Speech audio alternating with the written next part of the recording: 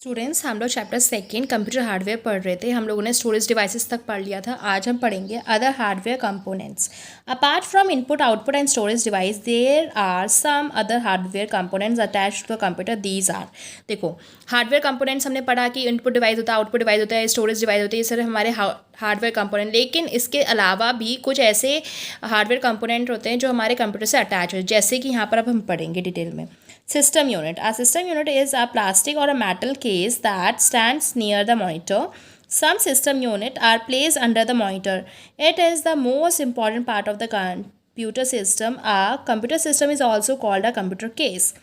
जो हमारा system unit होता है वो एक प्लास्टिक का, जैसे यहाँ पर देख सकते हैं, ये प्लास्टिक का जो ऊपर का कवर होता है पीछे का, या फिर आगे भी होता है पीछे भी, ये आगे होता है, ठीक है, ये आगे की तरफ होता है। इसमें या तो ये प्लास्टिक का होता है या तो मेटल का केस होता है। ये मॉनिटर के पास में रखा जाता है या तो उसके नीचे भी रख सकते हैं, ठीक है।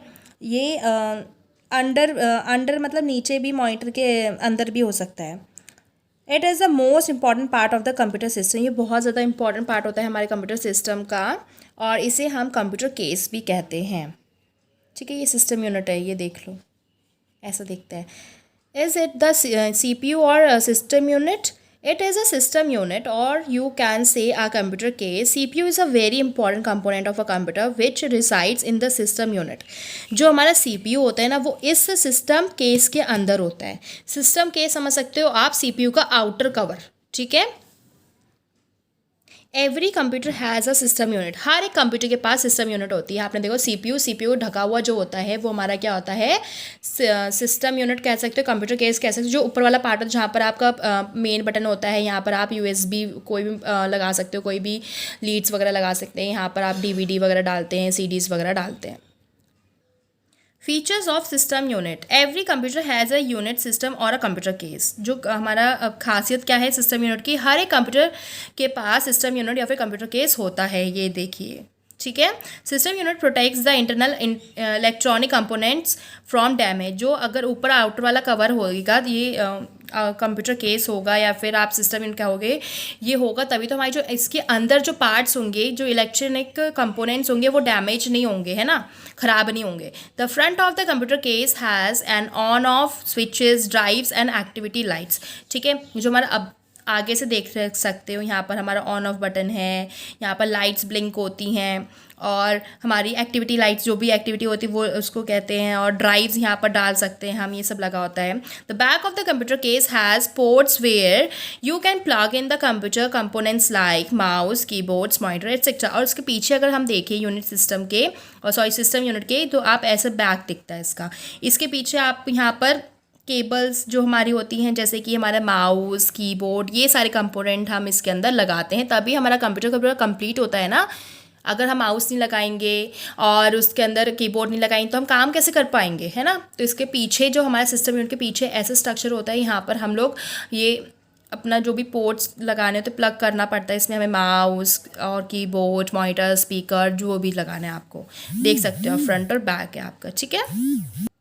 Components inside a system unit. अब सिस्टम यूनिट के अंदर क्या क्या होता है। Components inside any system unit includes motherboard, CPU, hard disk drive and CD ROM drive.